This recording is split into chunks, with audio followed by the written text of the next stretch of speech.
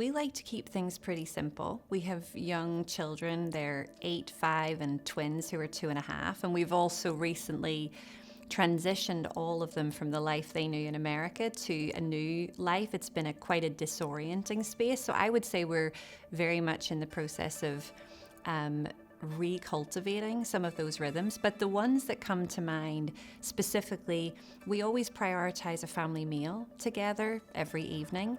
And that's just simply a time for us to gather. We pray together. We do a little high-low buffalo, like best part of your day, worst part of your day, funniest part of your day. It may sound very civilized. It's usually various forms of chaos given the ages of our children. But it is very sweet to see them engaging with that. Even, our 2.5-year-olds love to pray.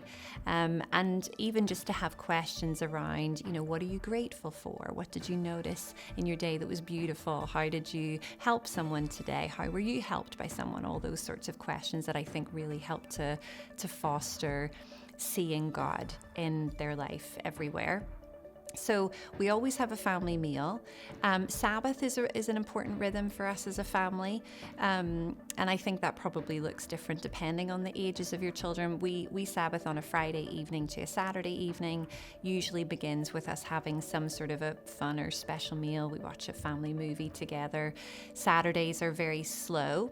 And we like to have a slow morning, no rushing, just really intentionally trying to be present with one another, no devices. We'll usually go out for a little family adventure to a beach or to a forest or something. We do also invite other people into our Sabbath. We don't remain completely on our own, but we do try not to do lots of errands, and we intentionally don't do sports events, those sorts of things. We just try to be present to one another.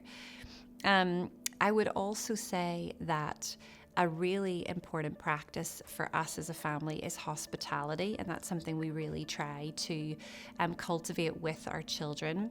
So we, our vision is to create a space of spiritual retreat in our home. So we have a lot of people who come and stay with us and stay in the little cottage next to us. And so it's been really important for us to teach our children what hospitality really is, what it means to welcome the stranger.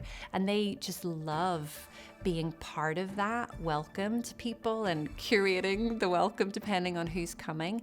And it has been so sweet to see them just really being hosts, just naturally being very welcoming hosts, and with people that are very different from them. And they've just done such a good job of learning to lean into that practice of hospitality. And then also I think just we really cultivate active participation in the family of God, being part of our local church community. And there's lots of other things that I think we're introducing in terms of conversation, in terms of generosity, simplicity, and what it looks to pursue justice and peace. But at this point, a lot of that is just happening over conversation with them. I think that, what comes to mind immediately, I think of the practice of solitude. Silence, stillness, and solitude, which is very important for both my husband and I. And that's not something that we necessarily would say our children pursue in a particular way right now. But we've talked a lot about why we do that and how that helps us to become people who are more loving and peaceful and better at listening. And what I've noticed is that our children are starting, the older ones, are starting to just notice that they also need to have those times of solitude and silence and stillness. And we're very blessed. We've moved from a 2-bedroom apartment in Brooklyn to 7 acres in the Northern Irish countryside. So they have lots of space to just go for walks, go pick blackberries, but I think it's been lovely to see how they, even without our suggestion, are starting to dabble in some of those practices. I think the same could be said about things like generosity. We right now don't have a practice of getting our children, they don't really get pocket money or anything, but to, give percentages of their money away or anything. But we talk a lot about why we as a family do that and why we prioritize that.